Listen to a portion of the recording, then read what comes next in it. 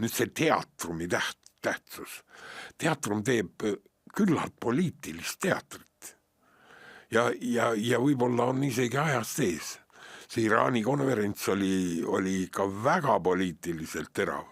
Seal olid ka muud aspektid, mida võiks esile tuua, aga praegusel hetkel mulle meenub just see, et tippintellektuaalid, maailma omad peavad aru, kuidas Iraanis peab elama.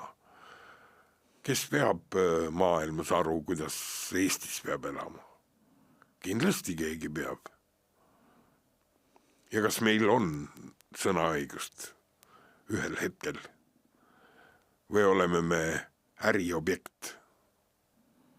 Üks niisugune kompaktne, sellega saab hästi äritseda, sest meil on siin meri ja sadamad ja meil on see on aken Euroopasse.